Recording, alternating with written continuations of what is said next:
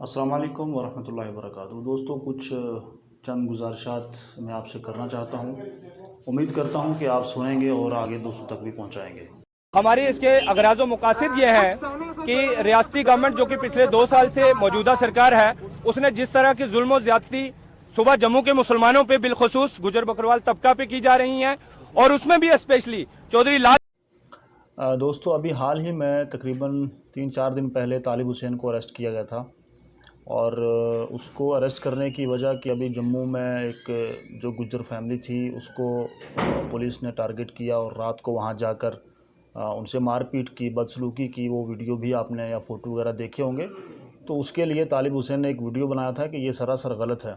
और मुझे बड़े अफसोस से आज ये बात कहनी पड़ रही है कि इस वक्त जो कोरोना की महामारी है उसको लेकर हुकूमतें, सरकारें या जितनी भी इंतज़ामिया हैं वो लोगों को जेलों से निकाल रही हैं कि ताकि किसी को कोई बीमारी ना हो। लेकिन ऐसे हालात में भी तालिब हुसैन को जो है वो टारगेट किया जा रहा है।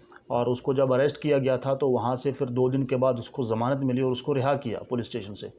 लेकिन बड़े ही अफसोस की बात है कि जब एक शख्स को वहाँ से रिहाई मिल जाती है, ज़मानत हो जाती है, तो उसके बाद दूसरे पुलिस स्टेशन की टीम आती है और वहीं से उसको गाड़ी में बिठा के ले जाती है कि जी इसका कोई पुराना केस है।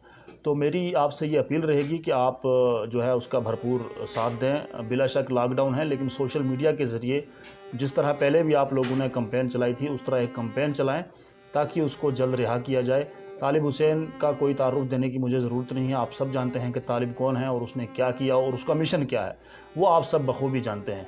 तो इसलिए मैं आपसे ये अपील करूँगा, ज़्यादा वक्त ना लूँगा, कि आप उसकी हेल्प करें और इस वीडियो को ज़्यादा फैलाएं ताकि बाकी लोगों तक ये बात पहुँच सके। बहुत से लोग इस चीज़ से अनजान हैं, उन्हें पता नहीं है।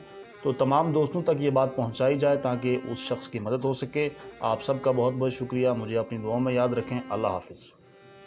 रैली का जो इनेकाद किया जा रहा है, हमारी इसके अगराज़ो मकासद ये है कि रियासती गवर्नमेंट जो कि पिछले 2 साल से मौजूदा सरकार है, उसने जिस तरह की जुल्म और ज्यादती सुबह जम्मू के मुसलमानों पे बिलखुसूस गुजर बकरवाल तबका पे की जा रही हैं, और उसमें भी स्पेशली चौधरी लाल सिंह साहब जो कि फॉरेस्ट मिनिस्टर हैं, वो हमें लैंड ग्रैबर्स कहते हैं। लेकिन हमारी डिमांड ये है कि आप हमें लैंड ग्रैबर कह रहे हैं, हम सबूत के तौर पे आपको बताए दिए देते हैं कि कठुआ के अंदर बेशुमार ऐसी जगहें हैं जहां पे चौधरी लाल सिंह साहब और उनके छोटे भाई के नाजायज कब्जे हैं।